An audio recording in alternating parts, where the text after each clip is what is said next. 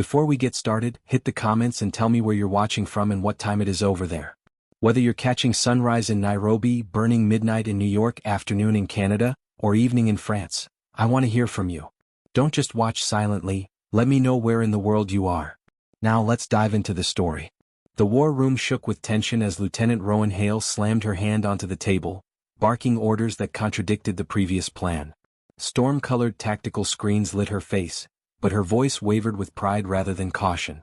Across the table sat a quiet woman in civilian clothes, athletic build, dark hair tied back, no rank on display. Rowan barely acknowledged her. The civilian analyst doesn't need to speak. This is real combat. The others stared uneasily, but Rowan pushed the launch code forward, approving an assault route that the quiet woman had silently warned against minutes earlier. The operation began in seconds. Drones and infantry swarmed the marked sector, trusting the coordinates Rowan forced through. The room filled with radio chatter, then sudden screams, explosions in wrong locations, units running into an ambush. Soldiers Rowan had trained with, soldiers who trusted her, were dying because of her call. Her face turned white. The quiet woman stood slowly, arms folded, eyes locked on the screens with a frightening calmness. You sent them straight into a trap. It wasn't loud, but it cut deeper than a scream. Rowan told herself she could fix it. She grabbed the mic with shaking hands and barked new commands, trying to redirect survivors.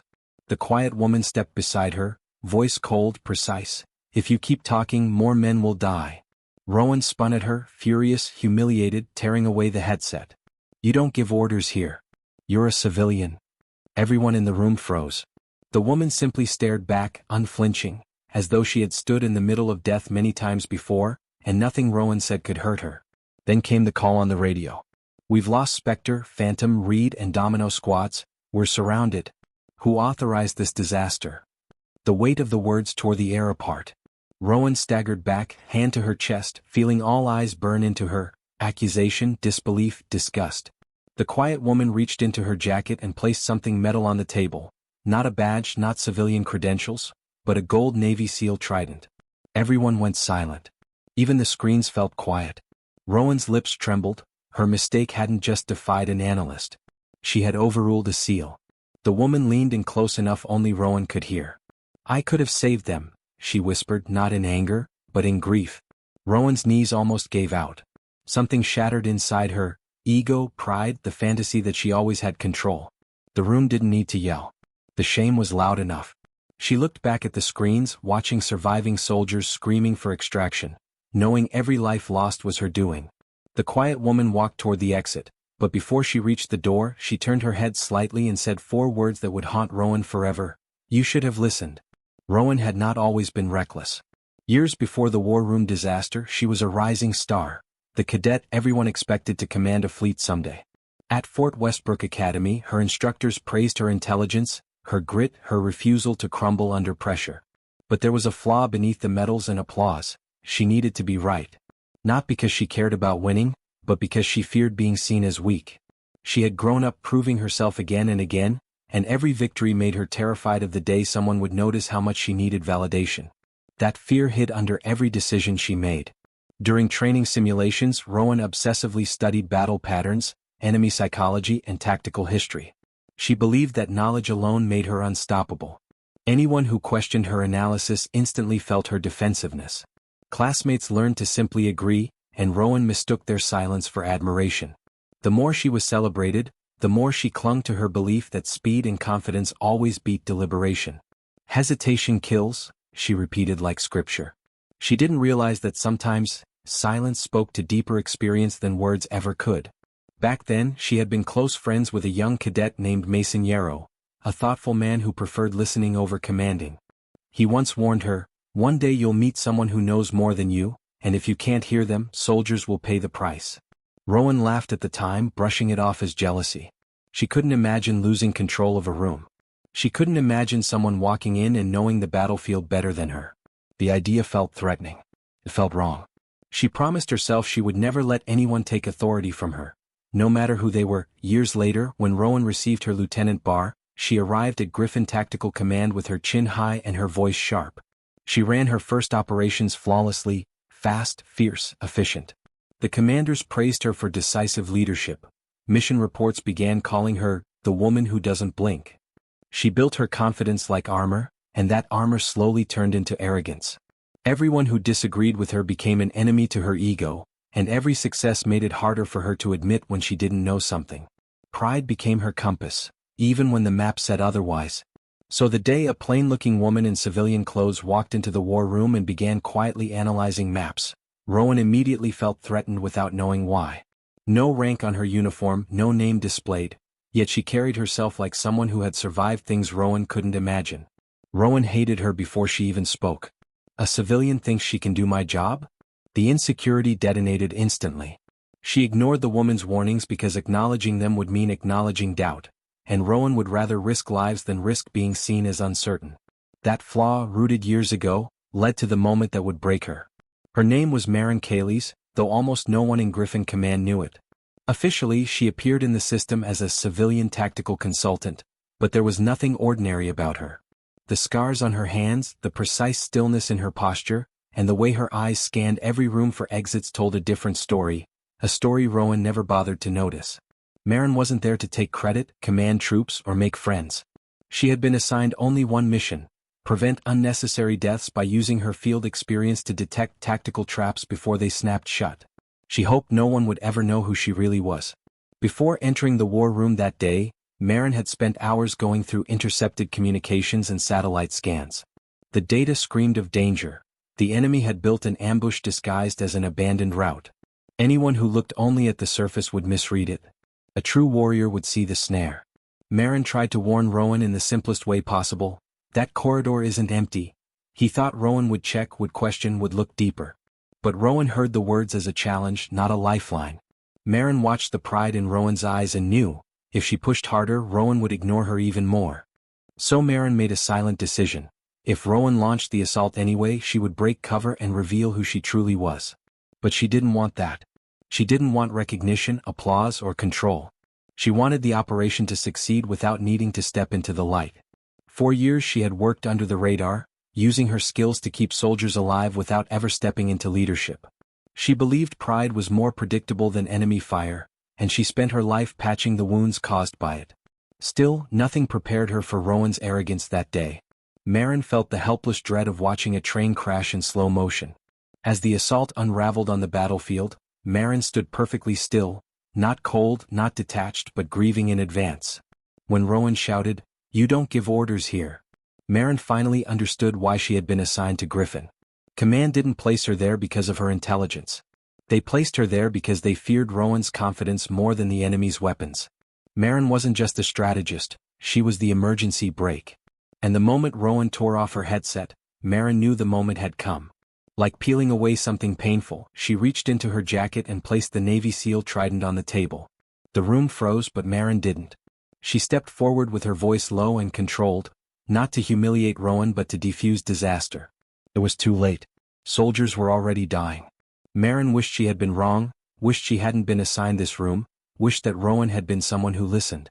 But fate had placed them on the same battlefield. Rowan driven by fear of losing authority, Maren driven by fear of losing another soldier.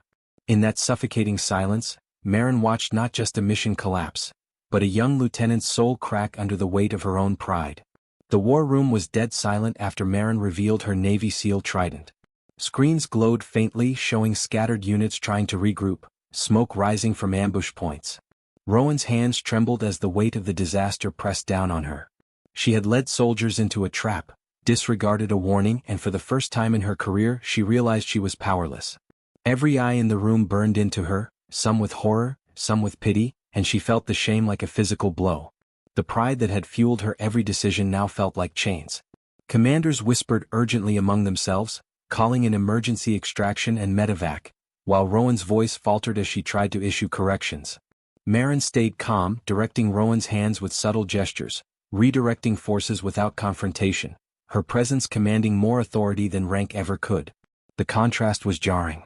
The lieutenant who had prided herself on being decisive was now only reactive, fumbling while the silent woman beside her guided the operation like a seasoned general. Rowan's chest tightened with envy, frustration, and disbelief. The soldiers on the field didn't know what had happened in the war room, only that orders had shifted suddenly and the tide of death slowed. When the first survivors reported back via radio, Rowan's stomach churned. They sounded alive, scared, but intact, all because Marin had silently overridden her errors. Rowan wanted to thank her, to apologize, but the words lodged in her throat. Pride had cost lives, and gratitude could not erase the weight of what she had done. Marin, however, offered no judgment, only precision. She had learned long ago that anger and blame never saved a life. Action did. Rowan slumped against the edge of the table, her mind racing back to training, simulations, and past operations. She remembered her victories, her careful study of tactics, and the confidence that had earned her a bar in Griffin Command. And yet, none of it mattered. One misread line of strategy had sent troops into danger, and a woman she had dismissed as a civilian had been the only barrier between catastrophe and total annihilation. Rowan's mind swirled with the bitter realization that the skill she had ignored far exceeded her own. The humiliation cut deeper than any battlefield wound. By the time the last unit returned safely to the base, Rowan was exhausted, shaken, and silently terrified.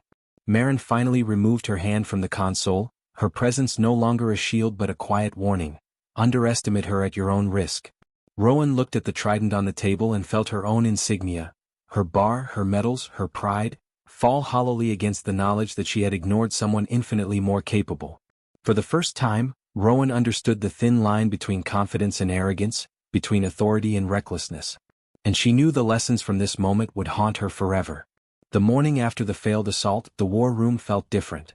The tension had not dissipated. It had transformed into a heavy awareness of unseen power. Rowan arrived early, expecting whispers, accusations, or perhaps avoidance. Instead, she found Marin already at the table, quietly analyzing maps and satellite imagery, her posture relaxed but alert. The calm aura around her was almost suffocating. Rowan realized she could no longer view her as a civilian. This woman had moved entire operations without raising her voice, without demanding recognition, and had done it flawlessly. Rowan tried to speak, to apologize, but the words caught in her throat. Instead, she watched as Marin silently corrected the remaining operational flaws, rerouting troops and adjusting tactics. Every gesture was precise, every suggestion seemed inevitable. Rowan felt a knot in her stomach, envy mixed with awe. For the first time she saw skill divorced from ego. Marin was not there to shine or dominate, she was there to save lives, and she did it effortlessly. The lieutenant realized that the only reason she had almost cost lives was her own pride. Later, commanders convened a debrief. Rowan sat at the edge of the table, quiet this time. Marin presented her recommendations with clarity, explaining the ambush, the misread data, and the necessary corrections. Officers listened intently, taking notes, nodding in agreement. Rowan's earlier confidence, so brash and loud, seemed almost naive now. Each recommendation Marin made highlighted her understanding of battlefield psychology and enemy behavior. Rowan's heart ached with humility, but also a strange relief. The mission was back on track, and she was learning in real time from someone she had dismissed. After the debrief, Rowan approached Marin cautiously. I underestimated you, she admitted quietly. Marin looked up, expression calm, almost unreadable. She nodded, not mockingly, but with a subtle recognition that Rowan's confession mattered more than pride ever would. You weren't ready to hear me, Marin said softly. But you are now. Rowan felt the weight of the words sink in. Respect was not given, it was earned through observation, through action, through survival. And Marin had demonstrated all three in moments Rowan had almost destroyed. By the afternoon, Rowan's mindset began to shift. She observed Marin throughout the base, watching how quietly she moved, how decisively she acted, how soldiers instinctively trusted her guidance. Rowan realized she had spent her career believing leadership was about assertion, when in truth it was about influence, precision, and calm judgment. Every time she doubted Marin, a cold reminder of her past mistakes surfaced. But now she resolved to listen, to learn, to recalibrate her instincts. The fatal mistake in the war room had taught her more than any training exercise ever could. Power without humility was dangerous, and life without respect for unseen forces could be fatal. Just as Rowan began to grasp the lesson Marin had taught, the base alarm shrieked. Red lights pulsed against steel walls, illuminating tense faces and shaking the dust from the air vents. Reports streamed in. An enemy strike had begun on the northern perimeter, exploiting weaknesses in the defenses that Rowan had overlooked in her earlier haste. The war room erupted into chaos, voices shouting over radios, the floor vibrating with the boots of soldiers racing to battle stations. Rowan's stomach twisted with guilt and adrenaline. She knew any hesitation could cost lives. Marin was already moving, her steps swift but controlled, calculating. She ignored the panic around her, directing troops via comms with absolute precision. Every order she gave anticipated the enemy's movements, countering ambushes before they could fully form. Rowan tried to follow her instructions but stumbled over her words, fear and shame clouding her judgment. She realized that while she had once prided herself on being decisive, true decisiveness demanded clarity of mind, something she lacked under pressure now. Marin, in contrast, exuded the kind of calm authority that inspired soldiers to act without question. The first wave of attackers reached the perimeter. Explosions rocked the sandbags and concrete bunkers. Soldiers screamed, some diving for cover, others firing blindly into the chaos. Rowan watched as Marin moved like a shadow between them, pinpointing threats, saving lives. She dragged a fallen soldier behind cover, signaled reinforcements, and redirected fire with a precision Rowan could only envy. In that moment, Rowan understood fully what it meant to be a SEAL. Every movement intentional, every decision measured, every life accounted for. She had been reckless, Marin was exact. Rowan tried to step in, but Marin's eyes met hers briefly. "Watch and learn," she said, voice calm but unyielding. Rowan nodded silently, swallowing pride like a bitter pill. The lieutenant realized that her role was no longer to command blindly but to observe, support, and absorb knowledge she had refused to accept before. Every order Marin gave, every life saved, chipped away at Rowan's arrogance and replaced it with humility and a hunger to understand the craft she had nearly destroyed through overconfidence. By the time the attack was repelled, the war room was littered with smoke and exhaustion. Rowan's hands shook as she signed damage reports, noted casualties, and observed Marin coordinating medical evacuations. Soldiers were shaken but alive, thanks to Marin's intervention. Rowan's mind replayed the earlier tragedy, the first failed operation, and she realized how close they had come to complete disaster. For the first time, she understood the cost of pride and the value of silent competence. Marin had not only saved the mission but had reshaped Rowan's understanding of leadership, courage, and the unspoken rules that define survival in war. The war room was quieter now, the immediate threat over, but the tension between Rowan and Marin simmered like a hidden ember. Rowan's pride still clung stubbornly, but she could no longer deny the truth. Marin had not just corrected her mistakes, she had outperformed her at every level. Rowan finally approached her, the floor beneath her boots creaking with every hesitant step. "I need to understand," Rowan admitted, voice low, almost trembling. "How did you know everything? How did you see what I couldn't?" Marin didn't answer immediately. She studied Rowan with piercing, unflinching eyes. Marin finally spoke, her tone steady, measured. "I've been where you are, Lieutenant. I've seen what happens when pride outweighs judgment. You made a mistake because you ignored someone trained to anticipate it. That's all." Rowan felt a cold knot in her chest. It was simple, but it cut deeper than any reprimand ever could. She wanted to argue, to justify, but the truth was undeniable. Her hands shook slightly, not from fear of Marin, but from the shame of her own arrogance. Rowan swallowed hard and asked the question she had avoided, "Are you really a SEAL?" Marin reached into her jacket, slowly revealing the worn Navy SEAL trident, its edges dulled from years of service. The room seemed to hold its breath. Rowan's mind raced back to every moment she had underestimated Marin. The silent gestures, the calm decisiveness, the way soldiers instinctively followed her lead. Each memory was a dagger of humiliation. I had no idea," Rowan admitted quietly, her voice cracking. "I almost got people killed." Marin's gaze softened slightly, though her stance remained firm. "You almost did," she replied. "But now you know. That knowledge has a price, humility, and maybe a chance to learn." Rowan nodded slowly, feeling the weight of every word. The lieutenant who had once believed confidence alone was power now understood a far greater truth. Skill, discipline, and quiet experience were worth infinitely more than bravado. Rowan realized she had been given a rare opportunity, not just to correct her errors but to grow, to understand leadership in its purest form.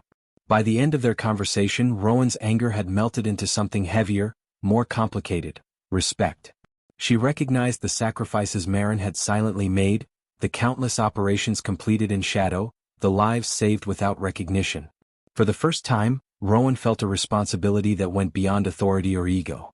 She had been humbled, instructed, and challenged all in one short day. The war room, once a place of her pride and control, had become a crucible, one that reshaped her understanding of leadership, courage, and the silent power of those who move unseen but never fail. The next mission came swiftly, a test that would determine not just the outcome of a tactical operation, but the depth of Rowan's growth. This time she didn't rush to take the lead.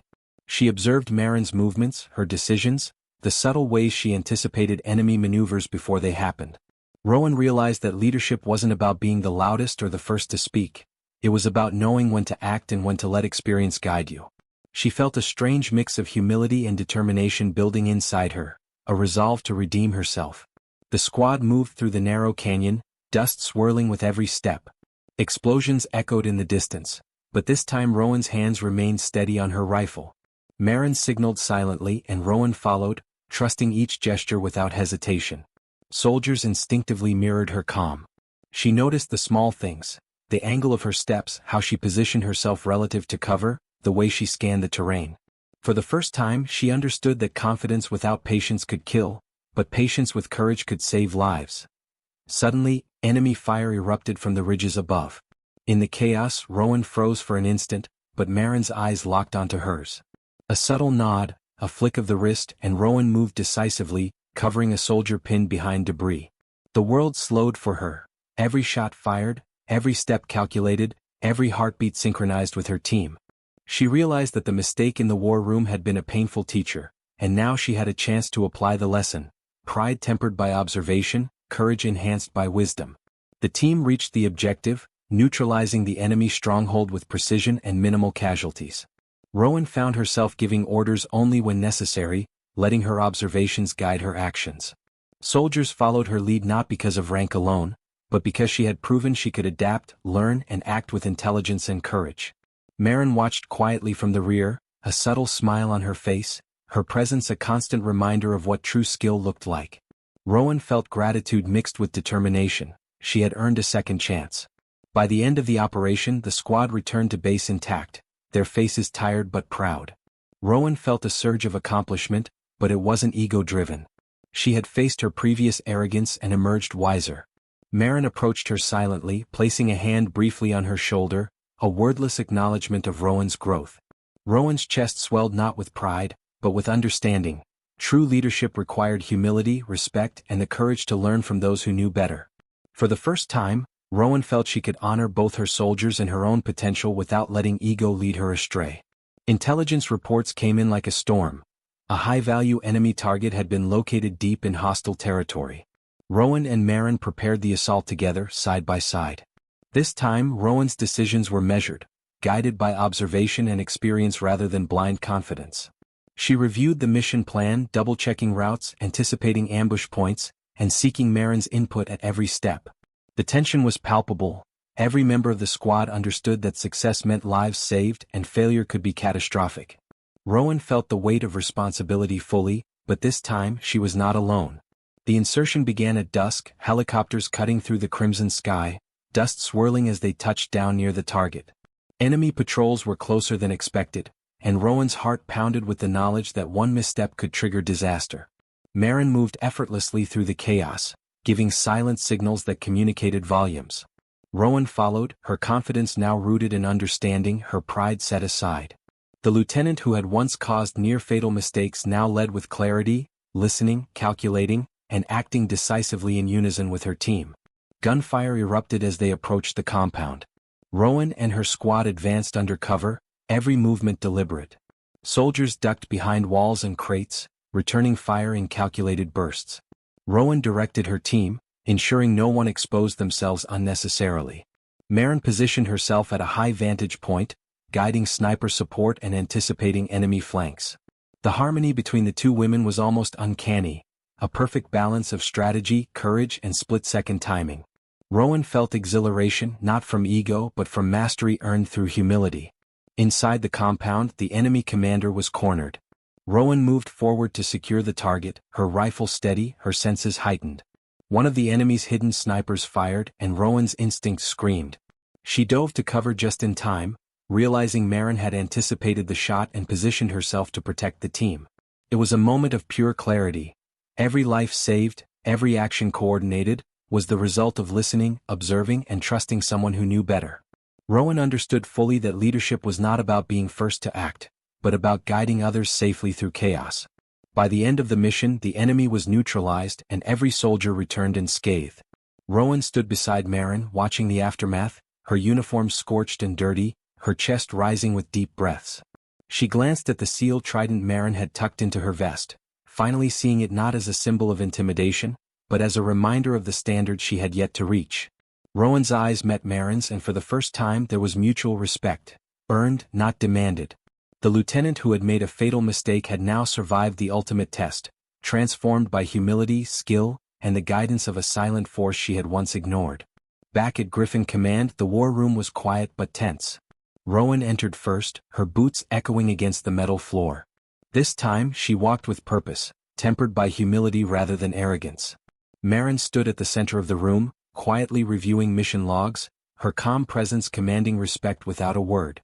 The officers gathered, eyes flicking between the two women, knowing something significant had shifted. Rowan approached Marin cautiously, nodding in acknowledgement. "I've learned more from you than anyone else in my career," she admitted, voice steady but sincere. Marin's expression softened slightly, though she remained vigilant. "You listened?" "That's the difference," she replied. "Experience teaches nothing if it isn't observed." Rowan realized that the truest lesson she had learned was not about tactics or strategy or battlefield maneuvers. It was about humility, respect, and the courage to admit when someone knows better. She had almost cost lives, but now she understood the value of guidance, the importance of patience, and the strength found in learning from those who quietly excel without seeking recognition. Commanders entered the room, their expressions a mix of relief and admiration. Reports confirmed the success of the latest operation. All units intact, objectives achieved, and high-value enemy neutralized. Rowan stood beside Marin, letting her presence signal the truth to everyone. This woman had been instrumental. Slowly, one by one, the officers and soldiers acknowledged Marin's contributions. Rowan finally spoke to the group, her voice firm but devoid of ego. "This mission succeeded because we listened. Because we followed guidance grounded in skill and experience. Recognition belongs where it is due." Marin finally allowed herself a small, rare smile. Rowan stepped closer and, with careful precision, saluted her. "Thank you," Rowan said, the words carrying weight far beyond the standard military protocol. Marin returned the salute, a silent acknowledgement of the lieutenant's growth and understanding. The room, once filled with tension and whispers of failure, now radiated respect, recognition, and renewed camaraderie. Rowan's transformation, from prideful, reckless leader to humble, observant officer, was complete, and it reshaped the morale of everyone present. By nightfall, Rowan sat alone in her quarters, reviewing mission logs and replaying the events that had nearly destroyed her career. She realized the fatal mistake that had brought her to the brink was also her greatest opportunity for growth. Marin had not just saved lives, she had shaped Rowan into a leader capable of listening, learning, and acting with precision. Rowan understood that authority was not about being the loudest in the room or asserting dominance. It was about earning respect, fostering trust, and valuing the unseen expertise that could tip the balance between life and death. The lieutenant who once made a fatal mistake had survived, learned, and emerged stronger, a leader truly worthy of her uniform.